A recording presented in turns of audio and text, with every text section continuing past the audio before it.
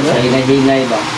At least pastor, ang Ginoo motubag jud kini mao ni ato ang mga plano ato jud nga gi-desire nato ba nga ma-open mabalik ang mga Bible study tungod sa mga kalag nga ato jud ba nga i-lift up i-dasig sila nga kanang mga pag-ampo nato nga igsuon nato nga makabalik gid sa pag-alagad tungod mao gyud ni atong trabaho nga igsuon mo nga sa ikaduhang higayon unang-una ila Manoy, Kaduha, sa mga panimalay, with Sister Leah. So, mag-ampo pa ta nga ang Ginoo sa gihapon, no? Ang munay yun nga magapamuhat sa mga matagusa at kasing-kasing yung mga anak nga niya nining dapita. Ang munay ang pabor sa Ginoo ba nag-agdog. Hallelujah. Sa taga magkasugod, magapanin. Taog langit. Naging nga, yan, tas Ginoo. Dili pwede nga ang imong pangandoy, tama ras pangandoy. Ano ba? Kung kinahanglan nga kanang mupan jud ka kanang mo trabaho jud ka mo atod makigsundurot jud sa Ginoo. So ana ba mana nga ang atong pangandoy jud nagaan na to sa tumanan pinagi sa tong pagkamo. Amen. Diha nagadiyot ang gahom sa Ginoo mga nagatuot ang Ginoo kababang ginato. So, nalayon kay ang Ginoo no, ano nga sila hinay nga kainon kung ang Ginoo ba kanang dako kay pabor nga gihatag ang Ginoo sa iyong mga katawhan.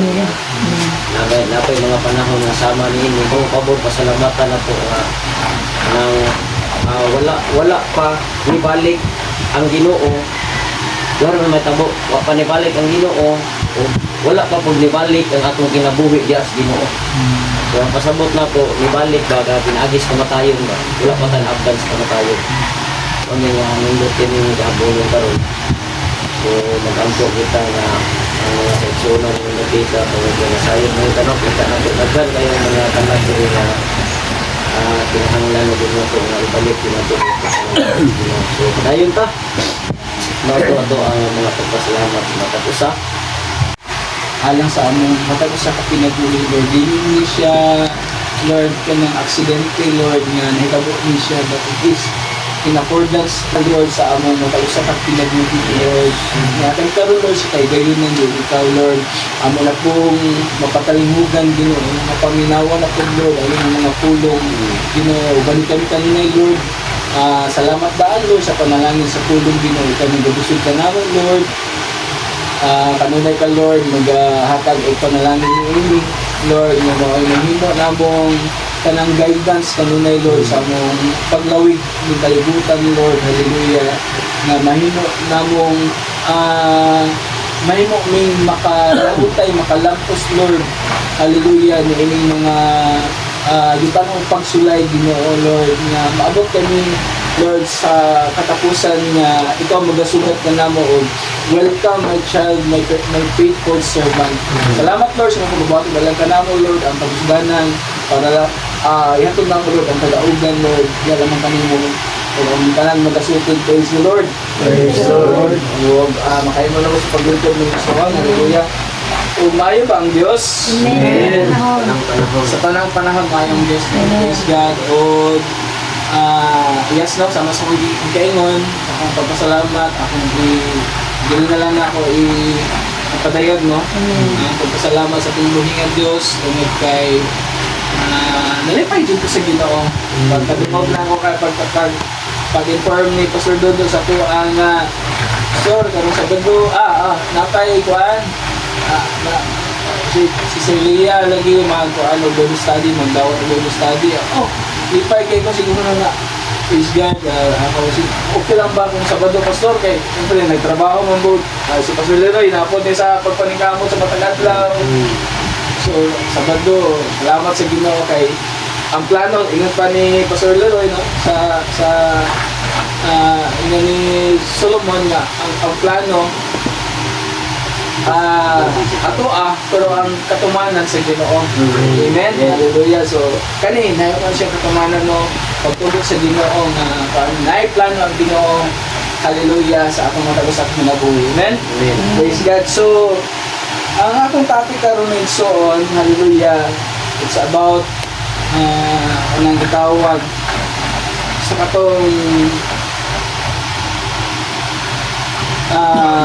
sa prodigal son, no?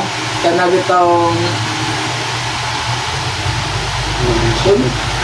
kanang sumbingay ba sa gitawag katong kanang anak nga masinupakon. Praise God. So, ako sa Tagalog title mo so the fathers welcome returning without fear. Now, i-explore na ito mga igsoon ang katong prodigal son's journey, no? Na pabalik siya sa iyang balay. So, in Luke 15:20, no, if you have your Bible,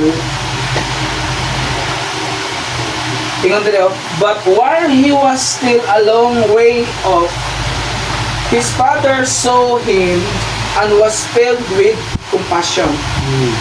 He ran to his son, threw his arms around him, and kissed him. Okay, so sa langtod nga pagkastorya mga igsoon, na layo pa ang anak mga igsoon, no?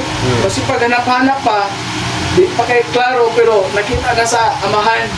Dahil sa ka-excited sa amahan, tungkol siya pagigugmas ng anak, kamingaw, so, gidada niya yung anak. Okay, niya, gikakos, gikisan. So, mo ni siya ang kanang gitawag, kanang, kumbaga teaser, no, sa atong mensahe karon nga,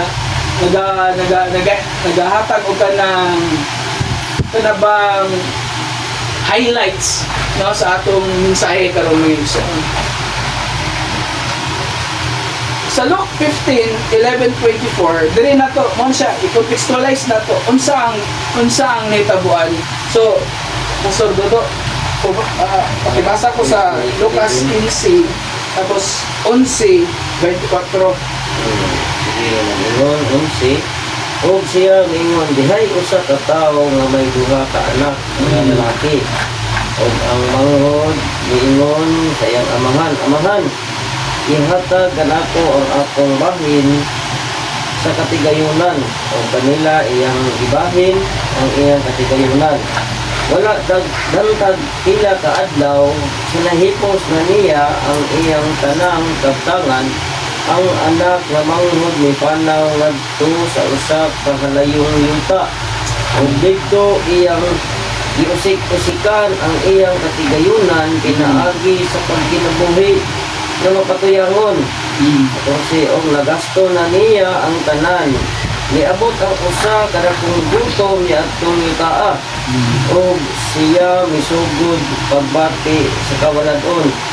Busa siya miadto og mikapyot sa usa sa mga nagpuyo nga atong yutaa, og siya gisugo niini ngadto sa iyang kaumahan aron sa paglawg sa mga baboy. Og siya nangandoy sa pagbusog sa iyang kaugalingon bisan sa mga bunga sa biyatilis nga ginakaon sa mga baboy. Og walay tao nga mihatag kaniyag bisan unsa. Apan sa nahiulian na siya sa pamuot, siya miingon, pagkadaghan gayud sa mga sinuhulan sa akong amahan na may mga pagkaon nga nang hingapin, samtang dinhi nakakamatay ako sa gutom. Mutindog o muadto ako sa akong amahan, o ingnon ko siya, amahan, nakasala ako batok sa langit o sa imong atubangan. Kung dili na ako tapos pagkatawgon para imong anak, himuan na lang ako nga usa sa imong mga sinuhulan. Sa 20. Og siya mitindog og niadto sa iyang amahan, apan samtang didto pa siya sa halayo, nakita sa iyang amahan og kini giabot og kaluoy og midalagan og migakos kaniya og gihagkan siya. Ano? Og ang anak miingon kaniya amahan, nakasala ako batok sa langit og sa imong atubangan. Ug dili na ako tapos pagkatawgon pa nga imong anak. Himuan na lang ako nga usa sa imong mga sinuhulan. Dos, apan ang amahan miingon sa iyang mga ulipon, dad-an ninyo dinhi sa madali